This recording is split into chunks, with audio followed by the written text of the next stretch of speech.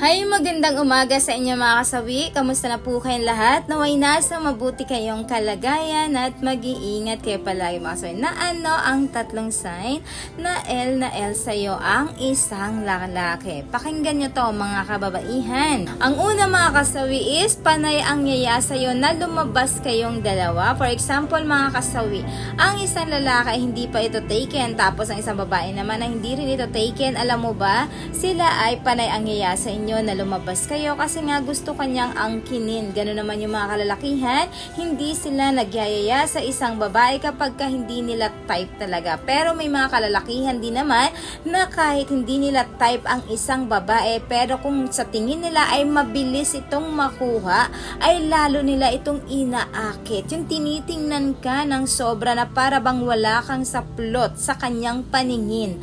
At yung tingin niya ay kala mo ba para kang kakainin. Ganyan yung mga kalalakihan na sobrang L na sa'yo mga kasawi. Ayan yung ating una na sign. Ang pangalawa mga kasawi is panay ang kindat sa'yo. Ayan. Pakinggan nyo yan mga kababaihan. May mga kalalakihan talaga na mahilig kumindat sila sa mga kababaihan na nagiging tipo nila. Yung kahit babibihira lang nila itong nakikita, tapos ito ay nagugustuhan nila, hindi nila naaalis ang kanilang tingin sa isang babae. Mahilig din itong mag eye to eye contact sa isang babae. Tapos halos titig na para bang ayan, wala nang wakas ang pagkatitig sa'yo. Tapos kung ikaw naman ay nakatitig sa kanya, ay kikindatan ka neto para mapil mo na gusto ka rin niya ng isang lalaki mga kasawi. Ayan yung ating pangalawa na sign. Pangatlo mga kasawi is yayain ka nito na mag-inuman. Kapag ka nalaman ng isang lalaki na umiinom ka, gagawa yan ng paraan para makainuman ka. Siyempre ang isang babae, nagiging clingy na ito kapag sila ay nakakainom na. Ayan, nagiging L na rin sila. Kaya wala na silang pakialam kapag sila ay nakakainom. Bagkos sa nangyari sa kanila ay, eto na, nabibigay na nila ang kanilang pagkababae sa isang lalaki. Kaya ang mga kalalakihan, alam na alam nila ang kahinaan ng isang babae kapag ka ito ay nakakainom na.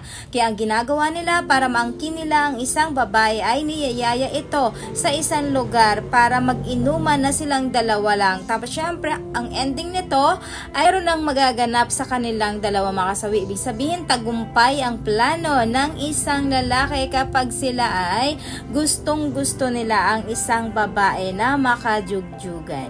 Ayan yung ating pangatlo na sign. At syempre hindi mawawala yung aking advice sa topic na ito. Pakinggan nyo to mga kababaihan.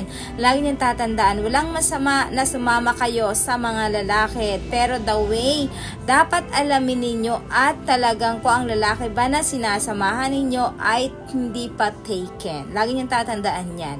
At para hindi kayo mawawmali, balang araw ay maging kabit ka ng isang lalaki, maging mapanuri kayo sa mga lalaki na ginugusto nyo at sinasamahan nyo. Kasi nga, lalo kapag hindi nyo nagiging masyadong kilala ang isang lalaki tapos bumigay ka kaagad sa kanya dahil masyado kanyang inaakit, magugulat ka na lang, nasa maling tao ka na pala mga kasawi. Ilan mo po mga kasawi yung aking advice. Maraming salamat sa patuloy na pagsuporta niya sa akin, sa walang sawang pag-share at pagko-comment. Sa mga hindi pa po nakapag-subscribe, pwede na kayo mag-subscribe, pwede na rin kayo mag-follow para updated kayo sa topic ko araw-araw. Magandang umaga mga kasawi.